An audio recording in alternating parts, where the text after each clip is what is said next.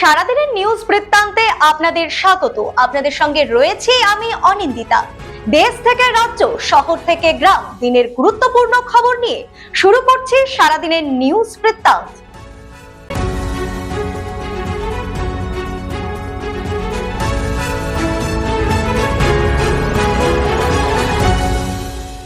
সারাদিনের নিউজ বৃত্তান্ত নিবেদন করছেন জুয়েলার্স, সোনা যা সর্বক্ষণের।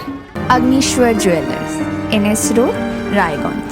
শ্রী ঢাকা জুয়েলার্স, আভিজাত্যের গয়না। ত্রিনয়নী জ্যোতিষ কার্যালয়, শ্যামপুর মোড়, দেবীনগর, রায়গঞ্জ। নেশামুক্ত সমাজ করতে Raiganj unity foundation, Rupahar, Raiganj. North বেঙ্গলের সেরা সুপার স্পেশালিটি হাসপাতাল Jibanrekha. Spectrum health care diagnostics, Apollo clinic, এখন রায়গঞ্জে। উত্তর দিনাজপুরের হেমতাবাদে এক জীবিত মহিলার নামে ডেথ সার্টিফিকেট ইস্যু হওয়ার ঘটনায় চাঞ্চল্য ছড়িয়েছে। অভিযোগ, হেমতাবাদ কলোনি পাড়ার বাসিন্দা সুশীলা বারৈকে সরকারি নথিতে মৃত দেখানো হয়েছে। ফলে গত প্রায় 3 বছর ধরে রেশন, গ্যাস, ব্যাংক সহ একাধিক সরকারি পরিষেবা থেকে বঞ্চিত তিনি। বিষয়টি নিয়ে থানা সহ বিডিও, ডিএম ও এসপি অফিসে অভিযোগ জানিয়েছেন পরিবারের সদস্যরা। ঘটনার তদন্ত ও দ্রুত সমাধানের দাবি উঠেছে। উত্তর দিনাজপুরের ইসলামপুর মহকুমা হাসপাতালে রোগীর মৃত্যুকে কেন্দ্র করে শুক্রবার ব্যাপক উত্তেজনা ছড়ায়। অভিযোগ, ক্ষুব্ধ পরিবারের সদস্যরা হাসপাতালে ভাঙচুর চালানোর পাশাপাশি চিকিৎসক, নার্স ও স্বাস্থ্যকর্মীদের মারধর করেন। পরিস্থিতি নিয়ন্ত্রণে আনতে পুলিশ পৌঁছলে ধস্তাধস্তির ঘটনাও ঘটে। পুলিশ কয়েকজনকে আটক করেছে। ঘটনার তদন্ত শুরু হয়েছে। দিল্লির ছাত্র আন্দোলনের আবহে শুক্রবার রায়গঞ্জ বিশ্ববিদ্যালয়ে এবিভিপির উদ্যোগে প্রতিবাদ মিছিল অনুষ্ঠিত হয়। সংগঠনের অভিযোগ, ছাত্র আন্দোলনের আড়ালে দেশ বিরোধী কার্যকলাপ চলছে।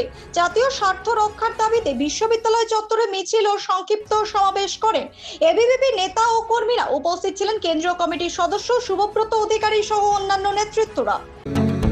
প্রতিদিনের প্রতি মুহূর্তের খবরের আপডেট পেতে চোখ রাখুন নিউজ বৃত্তান্তের ফেসবুক পেজে। সাবস্ক্রাইব করুন নিউজ বৃত্তান্ত ইউটিউব চ্যানেলকে।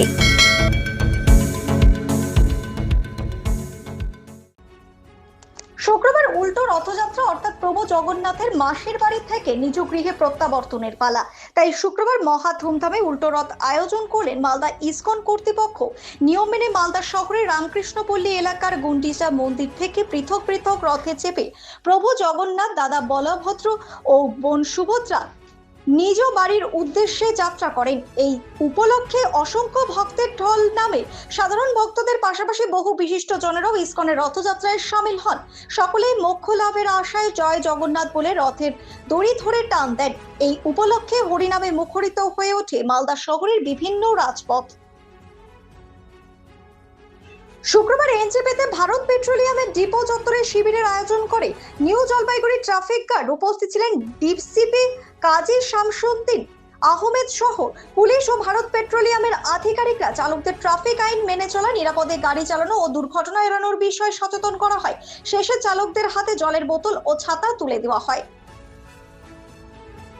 জলপাইগুড়িতে করলা নদী থেকে এক যুবকের দেহ উদ্ধারকে ঘিরে চাঞ্চল্য।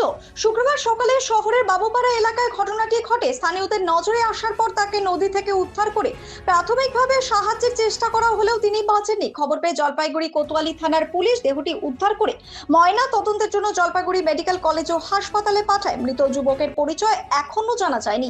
ঘটনার তদন্ত শুরু করেছে পুলিশ। সারাদিনের নিউজ বৃত্তান্ত আজ এই পর্যন্তই। সঙ্গে থাকুন, দেখতে থাকুন, চোখ রাখুন নিউজ বৃত্তান্তে। নিউজ বৃত্তান্ত, হলুদ নয়, স্বচ্ছ।